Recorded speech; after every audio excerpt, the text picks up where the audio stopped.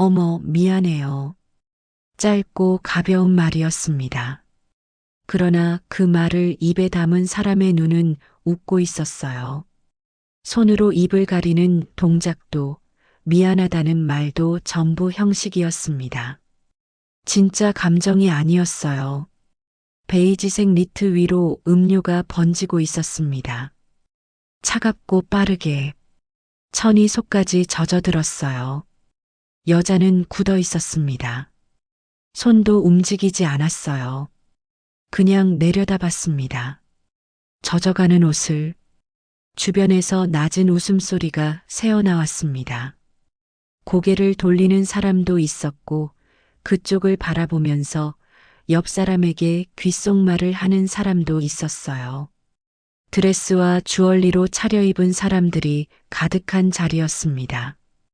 그리고 두 걸음 뒤에 남자가 서 있었습니다.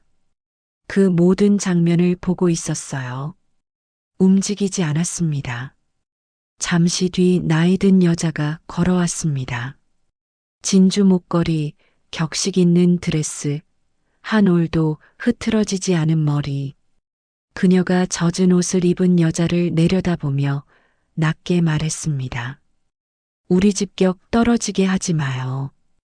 홀이 조용해졌습니다. 그 말이 공기 속에 머물렀어요. 여자의 눈에 무언가 차오르기 시작했습니다.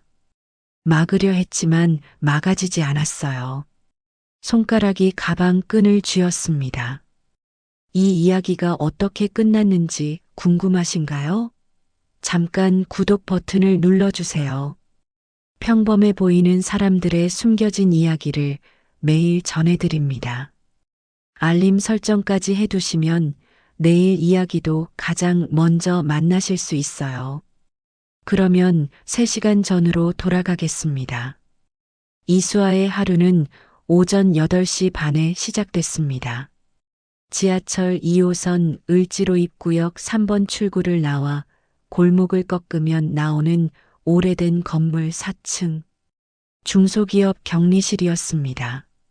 책상 4개짜리 좁은 공간에 서류 더미가 쌓여 있었고 창문으로는 옆 건물 외벽만 보였어요. 수아는 매일 같은 시간에 출근했고 매일 같은 자리에 앉았습니다. 그게 2년 반째였어요. 수아의 일은 꼼꼼함을 요구하는 일이었습니다. 숫자 하나가 틀리면 서류 전체를 다시 써야 했고 마감이 겹치는 날에는 점심을 거르는 일도 있었어요. 수아는 그런 날에도 티를 내지 않았습니다. 그냥 했어요. 묵묵히. 그날도 그런 날이었습니다. 오전 내내 매출 정산 자료를 정리하던 수아가 팀장 책상에 서류를 올려놓았어요. 팀장은 서류를 들고 2, 3초 훑더니 그대로 책상 위에 던졌습니다. 이수아 씨, 숫자 하나 틀렸다고 다 다시 해야 해요? 목소리가 컸습니다. 격리실 전체가 들을 수 있는 크기였어요. 수아는 표정을 바꾸지 않았습니다. 시선을 내리지도 않았어요. 차분하게 서류를 집어들었습니다. 네, 다시 하겠습니다. 그게 전부였어요. 변명도 없었고 억울하다는 말도 없었습니다. 수아는 자리로 돌아와 다시 앉았어요. 손가락이 키보드 위에 올라갔습니다. 그때 뒤에서 낮은 목소리가 들렸습니다. 같은 팀 동료 둘이 수군거리는 소리였어요. 집안도 별거 없으면서 왜 저렇게 꼬박꼬박 따져. 수아의 손가락이 잠깐 멈췄습니다. 그리고 다시 움직였어요. 그 말을 들은 척하지 않았습니다. 들었지만 반응하지 않는 것. 그게 수아가 2년 반 동안 익힌 방식이었어요. 퇴근 후 수아는 재현을 만났습니다. 회사 근처 작은 분식집이었어요. 재현은 수아보다 먼저 와 있었습니다. 떡볶이 2그릇을 이미 시켜놓은 채였어요. 수아가 자리에 앉자 재현이 웃으며 말했습니다. 오늘 힘들었어? 수아가 고개를 저었습니다. 힘들었지만 그 말을 꺼내고 싶지 않았어요. 재현 앞에서는 그냥 평범한 하루였다고 말하고 싶었습니다. 그리고 실제로 그렇게 말했어요. 아니, 그냥 보통 날이었어. 재현은 그 말을 그대로 받았습니다. 더 캐묻지 않았어요. 그냥 떡볶이를 수아 쪽으로 밀어줬습니다. 그 단순한 동작이 수아는 좋았어요. 길게 위로하지 않아도 되는 사람. 그냥 옆에 있어주는 사람. 수아가 재현을 만난 건 10달 전이었습니다. 동네 편의점 앞에서였어요. 수아가 우산을 펴려다 옆 사람과 부딪혔고 그 사람이 재현이었습니다. 재현은 먼저 사과했고 수아의 우산살이 휘어진 걸 보고 제 우산을 건넸어요. 그냥 쓰라고 했습니다. 거절하기도 전에 이미 수아 손에 들려 있었어요. 그 사람이었습니다. 10달 동안 수아는 재현 곁에서 많은 것을 봤어요. 그가 어떤 사람인지를 알았습니다. 그리고 그 알미 수아를 이 자리에 붙들어 두고 있었어요. 재현과 함께하는 시간은 수아에게 다른 종류의 공기였습니다. 회사에서는 늘 무언가를 참아야 했어요. 숫자가 틀렸다는 말도, 집안이 별거 없다는 말도 그냥 삼켜야 하는 것들이었습니다. 그런데 재현 앞에서는 그런 것들이 조금 멀어졌어요. 딱히 무슨 말을 해서가 아니었습니다. 그냥 그 사람이 옆에 있으면 하루가 조금 가벼워지는 느낌이었어요. 재현은 사소한 것을 기억하는 사람이었습니다. 수아가 한번 말한 적 있는 음식, 싫어한다고 했던 냄새, 피곤할 때 나오는 버릇, 그런 것들을 기억하고 있었어요. 말하지 않아도 알고 있었습니다. 그게 수아에게는 이상하게 큰 것이었어요. 10달이 지나는 동안 수아는 재현에게 말하지 않은 것이 하나 있었습니다. 자신의 집안이었어요. 수아의 성이 이 씨라는 건 알고 있었습니다. 그런데 그 이 씨가 어떤 이 씨인지는 아무에게도 말하지 않았어요. 22살부터 수아는 그 이름을 뒤에 두고 살아왔습니다. 종로구 작은 원룸, 혼자 버는 월급, 이름 없는 분식집 점심. 그것들이 수아에게는 진짜 삶이었어요. 연기가 아니었습니다. 수아는 이 삶을 진심으로 좋아했어요. 그러던 어느 저녁이었습니다. 재현이 말을 꺼냈어요. 가볍게 시작했지만 끝이 가볍지 않은 말이었습니다. 있잖아.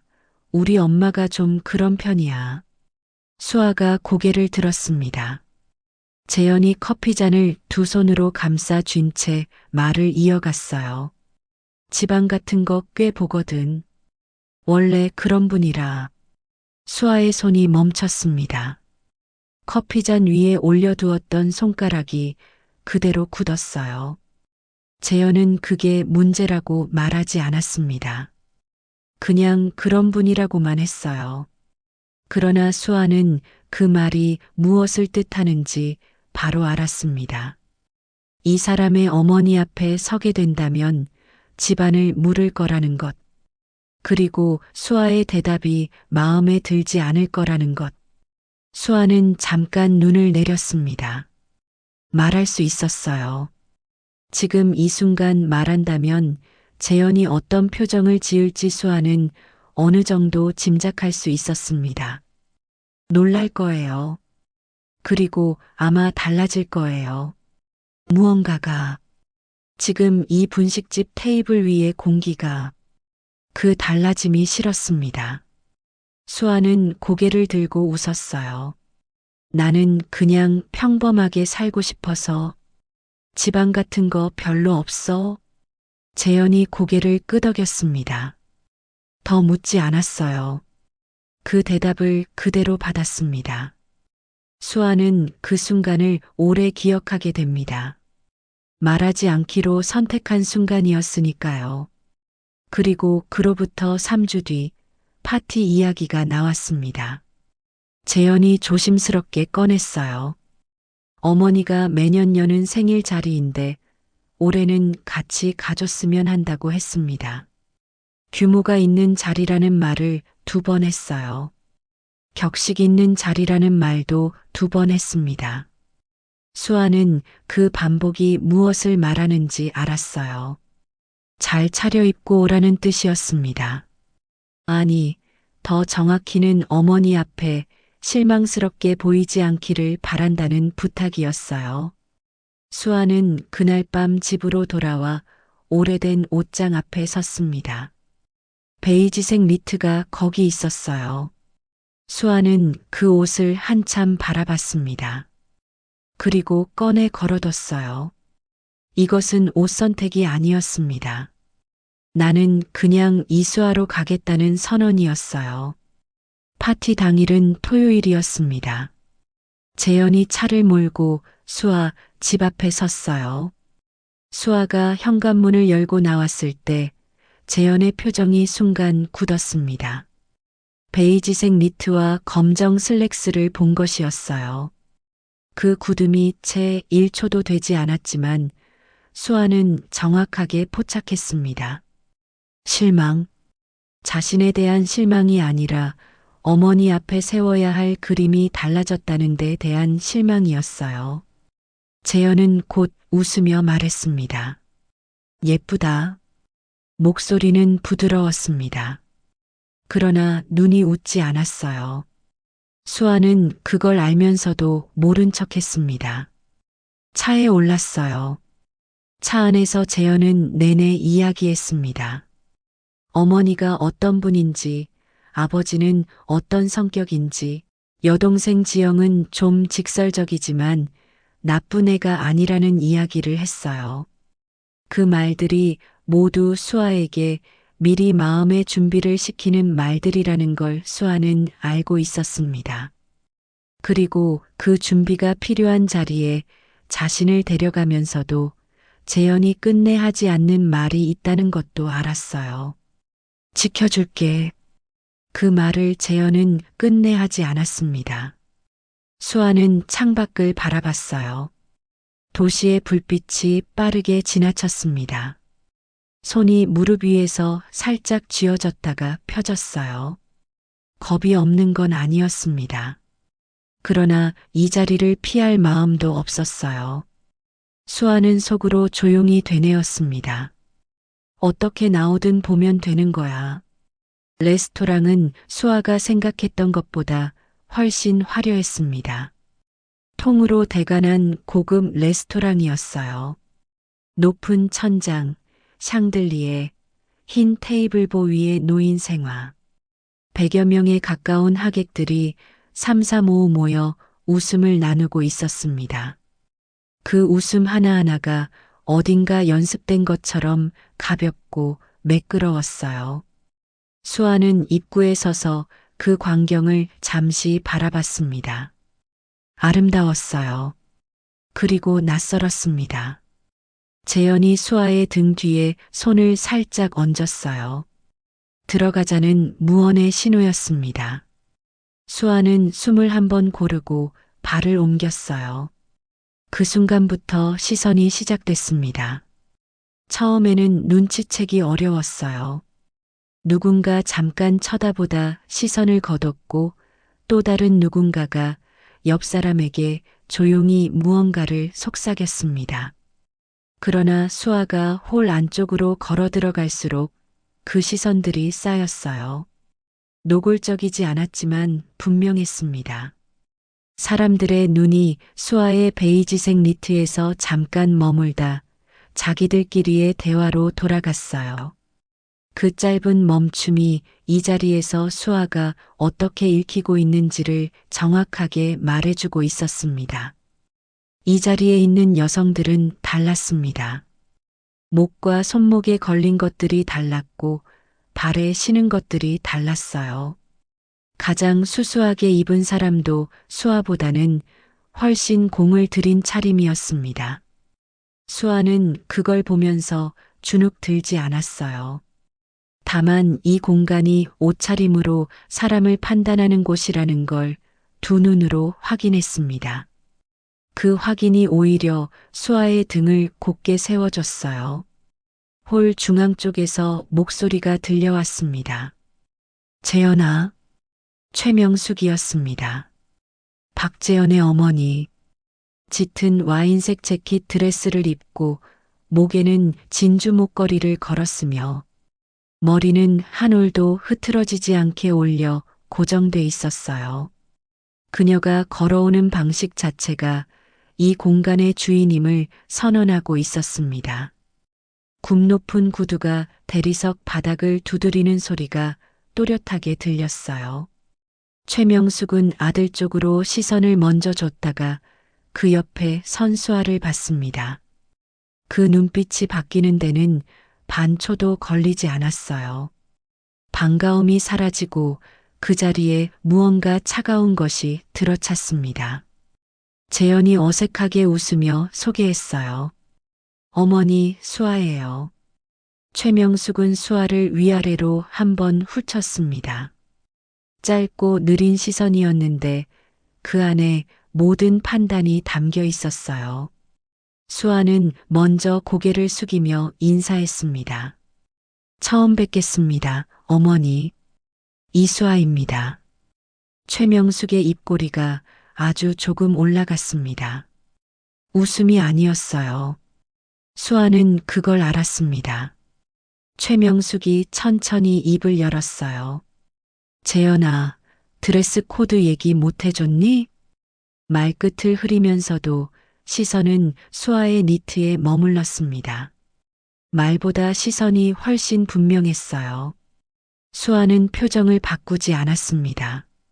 차분하게 그러나 또렷하게 대답했어요. 제가 제일 좋아하는 옷을 입고 왔습니다. 어머니. 최명숙의 눈이 순간 가늘어졌습니다. 주변 하객 몇 명이 슬쩍 이쪽을 바라봤어요. 분위기가 미세하게 달라졌습니다. 최명숙은 돌아섰습니다. 더 말하지 않았어요. 이미 충분히 전달됐다고 판단한 것인지 아니면 자리가 자리인 만큼 일단 참은 것인지 알 수 없었습니다.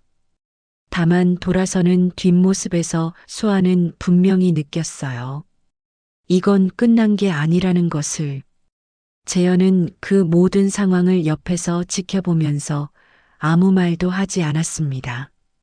수아는 그 침묵을 기억했어요. 파티가 무르익는 동안 수아는 여러 번 소개를 받았습니다. 재현의 지인, 회사 관계자, 최명숙의 친구들. 그들은 대부분 수아에게 가볍게 고개를 끄덕였지만 말을 오래 섞지 않았어요. 수아가 어느 집인지, 어디 다니는지, 배경이 무엇인지를 눈으로 한번 훑고는 더 이상의 관심을 거뒀습니다. 그 속도가 빨랐어요. 수아에 대한 판단이 내려지는데 이 사람들은 채 10초도 필요로 하지 않는 것 같았습니다. 수아는 그 시선들을 받으면서 주눅 들지 않으려 했어요. 실제로 주눅 들지 않았습니다. 다만 이 공간이 어떤 방식으로 사람을 분류하는지를 몸으로 느꼈어요. 그 느낌이 불쾌하지 않았다고 하면 거짓말이었습니다. 재현이 잠깐 자리를 비웠습니다. 아는 사람을 발견하고 인사를 나누러 간다는 말을 하고 사라졌어요. 수아는 혼자 남았습니다. 음료잔을 손에 들고 적당히 자리를 지키고 있었어요. 그때 인기척이 느껴졌습니다. 수아 쪽으로 걸어오는 발소리가 자신감에 차 있었어요. 박지영이었습니다. 재현의 여동생. 27살로 외모는 준수했지만 눈빛에 날이 서 있었어요. 머리는 어깨 아래까지 내려오는 웨이브였고 드레스는 짙은 와인색이었습니다. 어머니와 같은 색이었어요. 지영은 수아 앞에 서더니 특별한 인사도 없이 대놓고 위아래를 훑쳤습니다. 잠깐의 침묵이 있었고 그 침묵이 이미 하나의 말이었어요. 오빠 여자친구예요? 물음이었지만 어조는 확인에 가까웠습니다. 수아가 차분하게 대답했어요. 네, 이수아예요. 지영은 고개를 비스듬히 기울이며 말했습니다. 근데 오늘 이 자리가 어떤 자리인지 진짜 몰랐어요? 말끝에 웃음 비슷한 것이 섞여 있었어요. 비웃음이라고 하기엔 애매하고 그냥 웃음이라고 하기엔 분명히 뭔가가 담긴 그런 웃음이었습니다. 수아는 대꾸하지 않았어요. 표정을 유지했습니다. 지영이 한 발 물러서며 음료잔을 손에 들었어요. 그리고 수아 옆을 지나치려는 듯 몸을 틀었습니다. 그 순간이었어요. 지영의 손이 흔들렸습니다. 짧고 빠른 동작이었어요. 음료가 쏟아졌습니다. 수아의 베이지색 니트 위로 차갑고 빠르게 번졌어요. 어머, 미안해요. 지영이 손으로 입을 가렸습니다. 그러나 눈이 웃고 있었어요. 숨기려는 노력조차 하지 않은 웃음이었습니다. 주변에서 낮은 웃음소리가 새어나왔습니다. 몇 명이었는지 정확히 세기 어려웠지만 분명히 복수였어요. 누군가 고개를 돌렸고 누군가는 옆 사람과 눈을 맞추며 웃음을 눌렀습니다. 수아의 얼굴로 열기가 올라왔어요. 뺨이 달아올랐습니다. 눈이 뜨거워지려는 걸 수아는 2번 눈을 깜빡이며 눌렀어요. 울지 않겠다고 생각했습니다. 적어도 지금 이 자리에서는. 수아는 젖은 옷을 내려다봤습니다. 그리고 고개를 들었어요. 시선을 내리지 않았습니다. 흔들리는 눈빛이었지만 바닥을 향하지는 않았어요. 재현이 어딘가에 있었습니다. 수아의 눈이 홀을 훑었어요. 재현이 보였습니다. 멀지 않은 곳에 서 있었어요. 이 상황을 보고 있었습니다. 분명히 보고 있었는데 움직이지 않았어요. 입을 열지 않았습니다. 발이 땅에 붙은 것처럼 그냥 서 있었어요. 수아는 그 모습을 똑바로 봤습니다. 1초, 2초, 3초. 시간이 지날수록 그 무게가 달라졌어요. 처음에는 망설임처럼 느껴졌습니다. 조금만 더 지나면 말이 나올 것 같은 기다림이었어요. 그런데 4초, 5초가 지나도 재현의 입은 열리지 않았습니다. 그제야 수아는 알았어요. 이건 망설임이 아니었습니다. 선택이었어요. 수아의 마음속에서 무언가가 소리 없이 무너졌습니다. 최명숙이 다시 나타났습니다.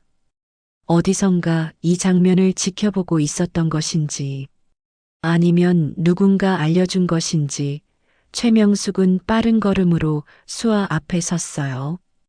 주변의 시선이 다시 모였습니다. 최명숙의 표정은 아까보다 훨씬 단호했어요. 그녀는 수아를 내려다봤습니다. 목소리가 낮았습니다. 그러나 홀에 퍼질 만큼 충분히 컸어요. 우리 집 격 떨어지게 하지 마요. 홀이 조용해졌습니다. 음악이 흐르고 있었지만 아무도 그 음악을 듣지 않았어요. 100여 명에 가까운 사람들의 시선이 수아에게 쏠렸습니다. 그 무게가 물리적으로 느껴질 만큼 무거웠어요. 최명숙은 멈추지 않았습니다. 오히려 한 발 더 가까이 섰어요.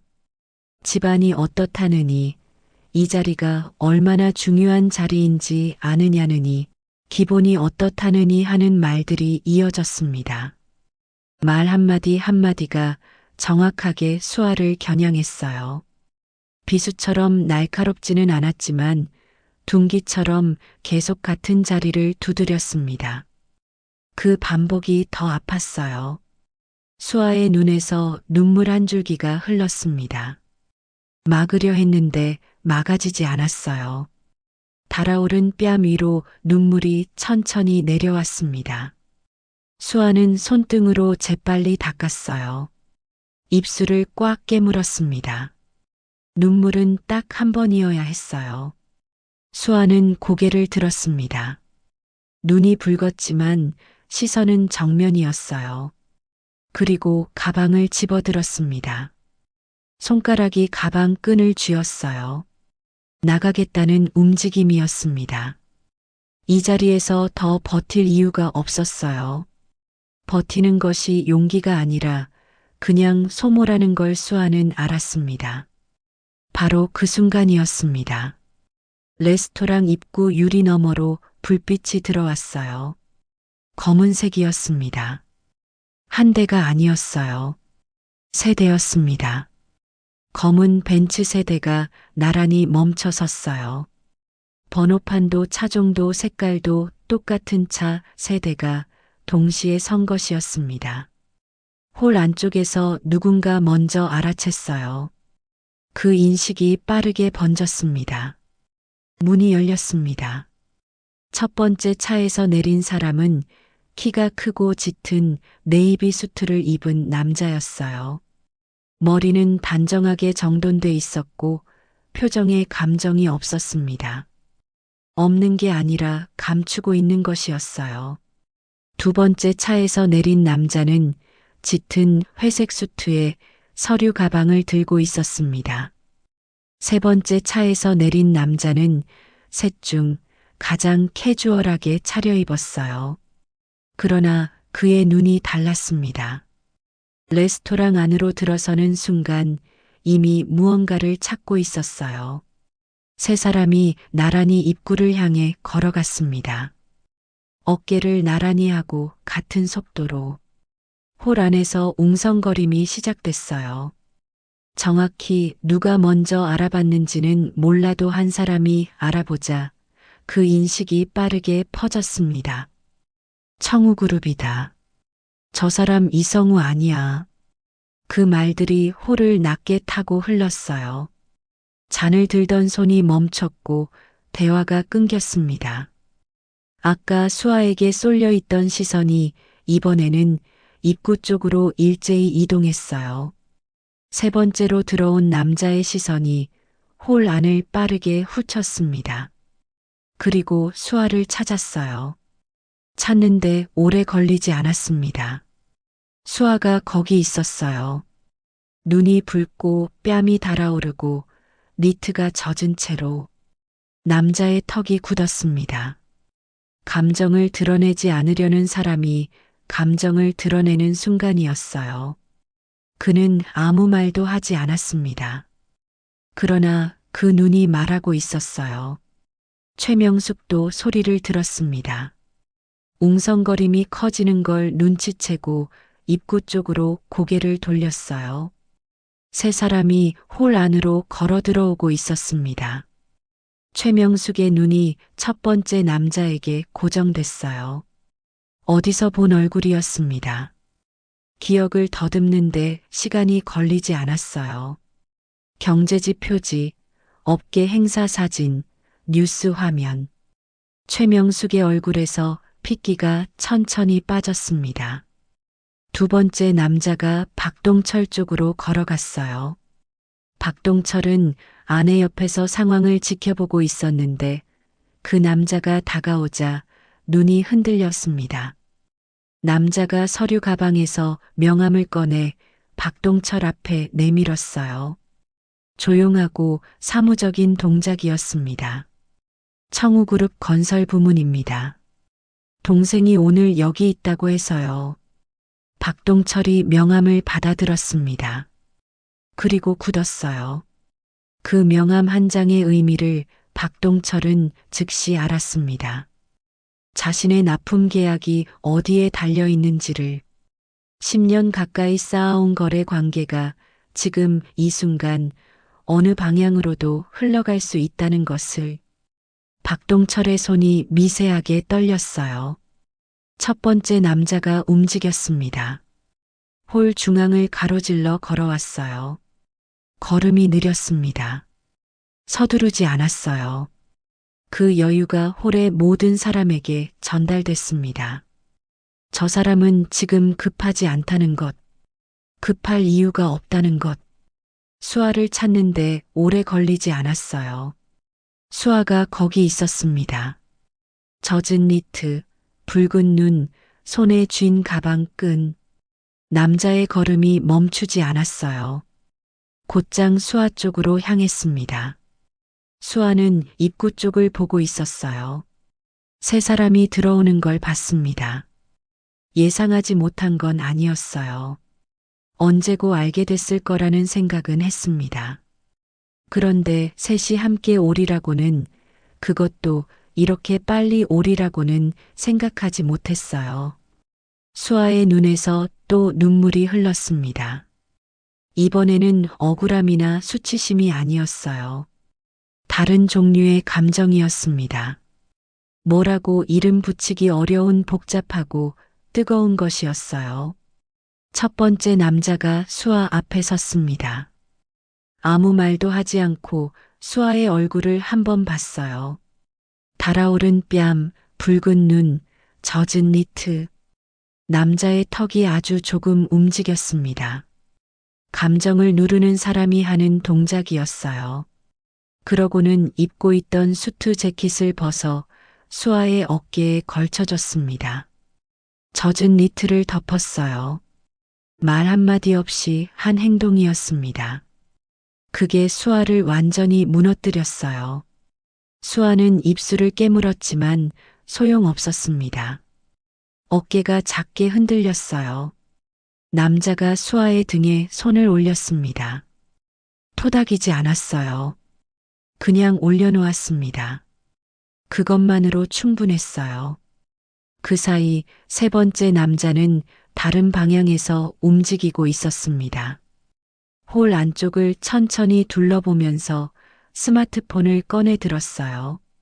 화면을 확인하는 손이 빨랐습니다. 오늘 파티 관련 게시물이 이미 올라와 있었어요. 누군가 음료가 쏟아지는 장면을 짧게 찍어 올린 것이었습니다. 조회수가 빠르게 올라가고 있었어요. 그는 화면을 보면서 낮게 중얼거렸습니다. 표정이 굳어 있었어요. 최명숙은 자리를 지키고 있었습니다. 물러서지 않았어요. 물러서면 진다는 걸 알고 있는 사람처럼 발을 움직이지 않았습니다. 그러나 아까와 달리 먼저 말을 꺼내지 못하고 있었어요. 첫 번째 남자가 수아의 등에 손을 올려놓은 채 최명숙을 바라보고 있었기 때문이었습니다. 말 한마디 없이, 표정 하나 없이, 그 시선 자체가 압력이었어요. 최명숙이 한 발 내디뎠습니다. 목소리를 가다듬으려 했어요. 첫 번째 남자가 수아의 등에서 손을 거두지 않은 채 최명숙을 바라봤습니다. 그러고는 수아의 눈만 바라보며 조용히 말했어요. 수아야, 오빠 왔어. 그게 전부였습니다. 짧고 낮은 말이었어요. 그런데 그 말이 홀 전체에 퍼졌습니다. 오빠. 그 한 글자가 이 공간에서 가지는 무게를 그 자리에 있던 사람들 모두가 느꼈어요. 수아가 청우그룹 막내딸이라는 사실을 아는 사람은 지금 이 홀에서 아무도 없었습니다. 그러나 이성우가 저 여자를 향해 오빠 왔다고 말하는 순간 모두가 알아버렸어요.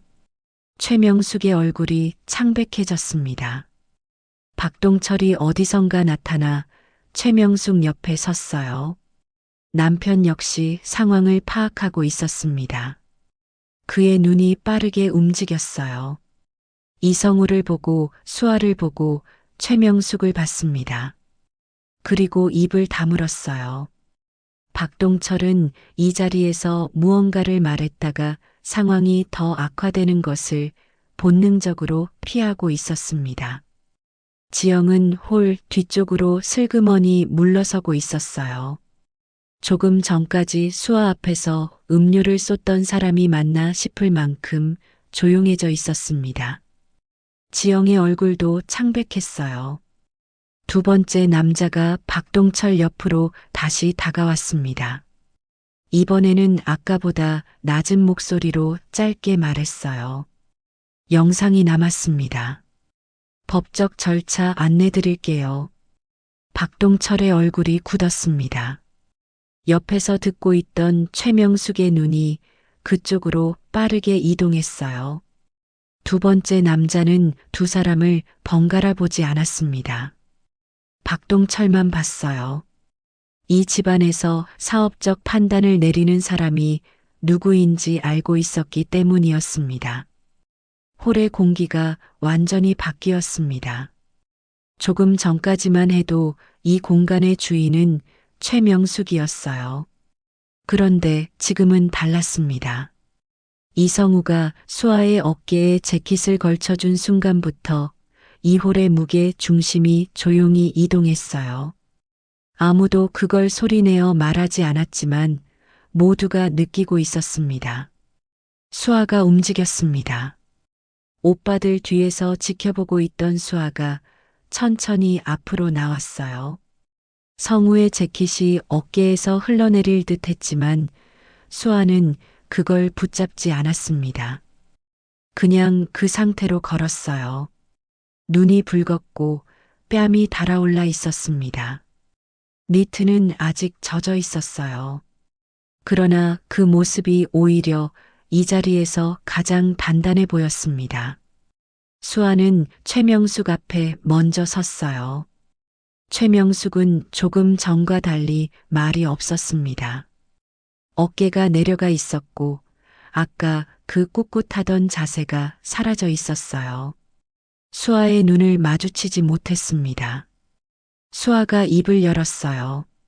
목소리가 흔들렸지만 멈추지 않았습니다. 저는 오늘 그냥 이수하러 왔습니다.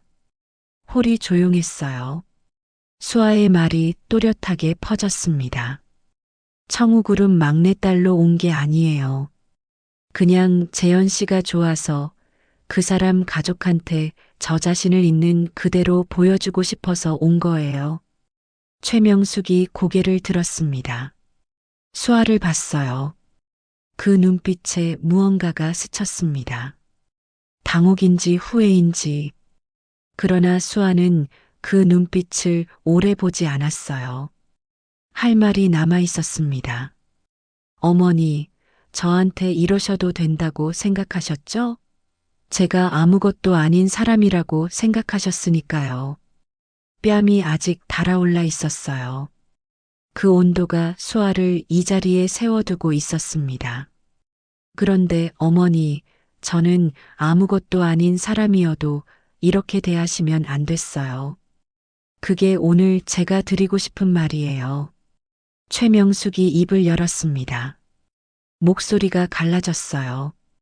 내가 몰랐지. 그런 집 딸인 줄은. 수아가 고개를 저었습니다. 조용히 그러나 분명하게. 그게 이유가 되면 안 된다고 말씀드리는 거예요. 그 말이 끝나는 순간 홀이 완전히 조용해졌습니다. 음악이 흐르고 있었지만 아무도 그 음악을 듣지 않았어요. 최명숙의 무릎이 꺾였습니다. 천천히 그러나 분명하게 대리석 바닥 위에 두 무릎을 꿇었어요. 아까까지 이 홀의 주인처럼 걸어다니던 사람이었습니다. 진주 목걸이가 앞으로 흘러내렸어요. 주변에서 낮은 탄성이 새어나왔습니다. 미안해요. 내가 잘못했어요. 수아는 그 모습을 내려다봤습니다. 오래 바라봤어요. 아까는 자신을 내려다보던 사람이었습니다. 지금은 그 반대였어요.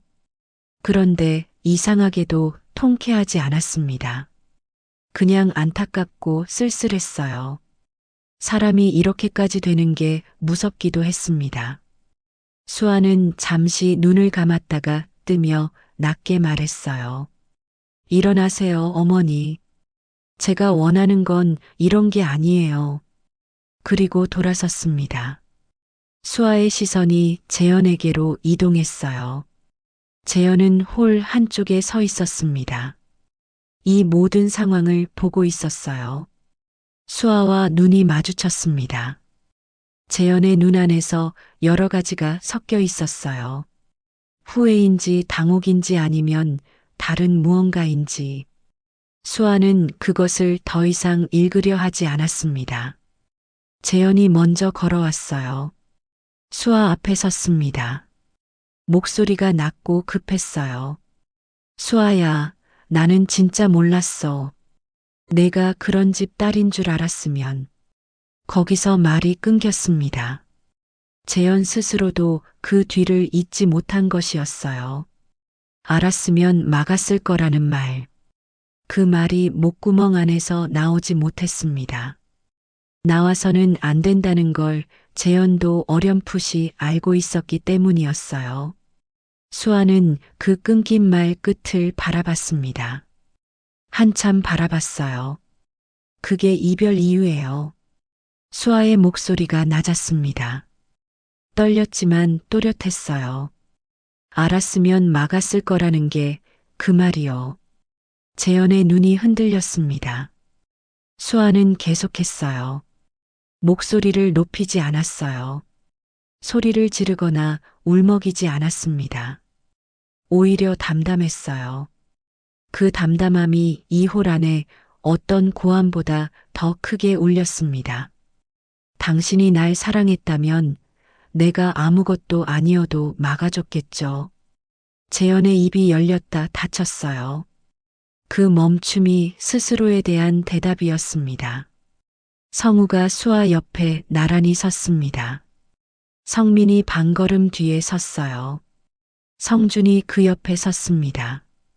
네 사람이 나란히 서 있었어요. 수아가 가운데였습니다. 성우가 수아의 어깨를 한번 가볍게 쥐었다가 놓았어요. 말 대신이었습니다. 그리고 성우가 최명숙과 박동철을 한 번씩 바라보고는 낮은 목소리로 말했어요. 저희 법무팀에서 연락드릴 겁니다. 그게 전부였습니다. 설명도 협박도 덧붙임도 없었어요.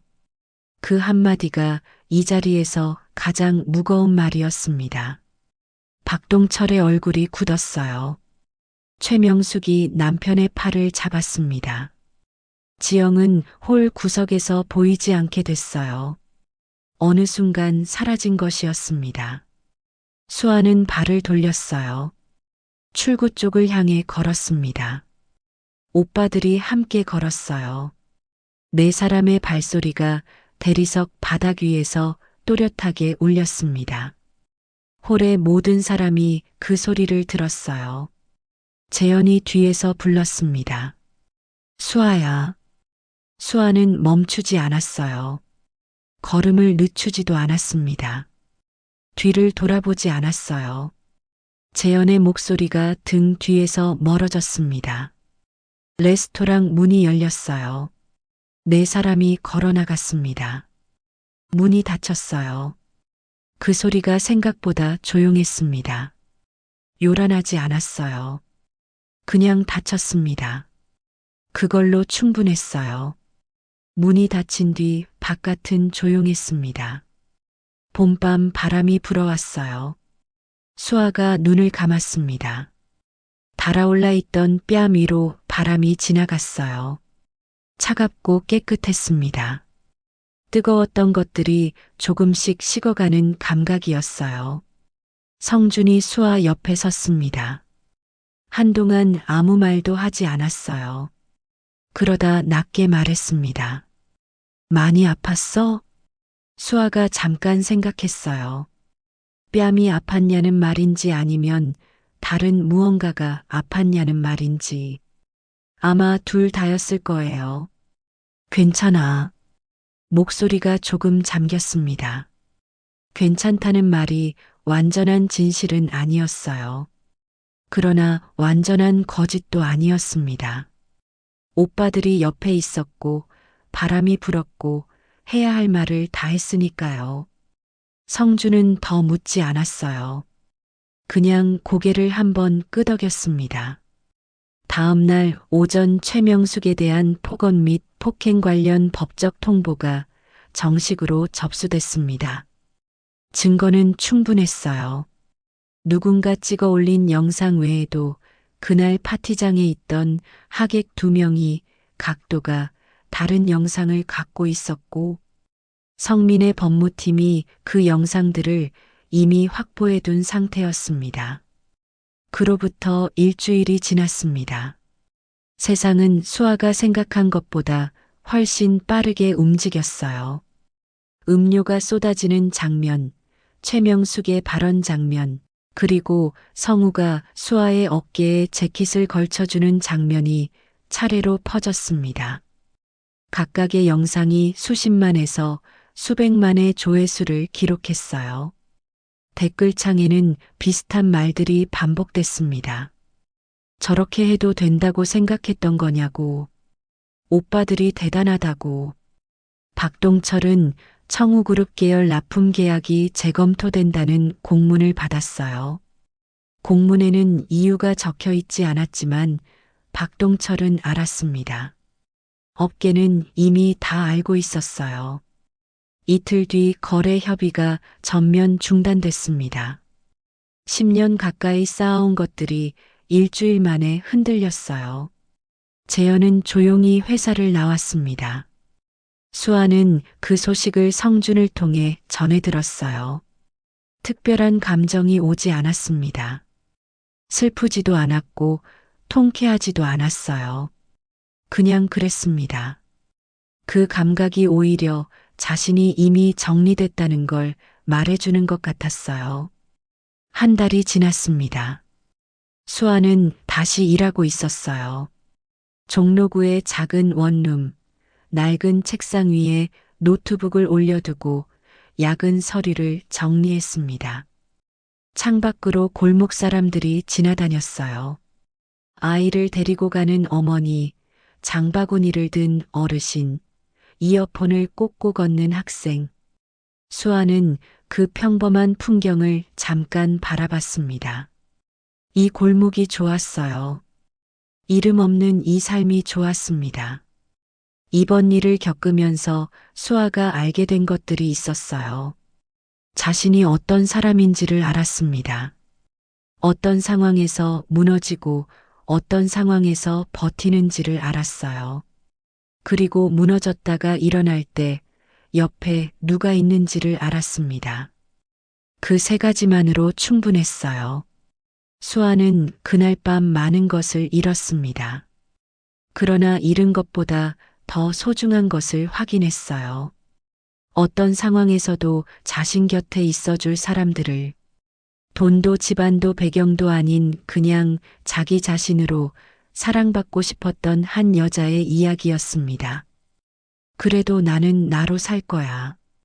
수아는 창밖을 바라보며 조용히 생각했어요. 걸음이 가볍지는 않았습니다. 그러나 멈추지 않았어요. 그걸로 충분했습니다.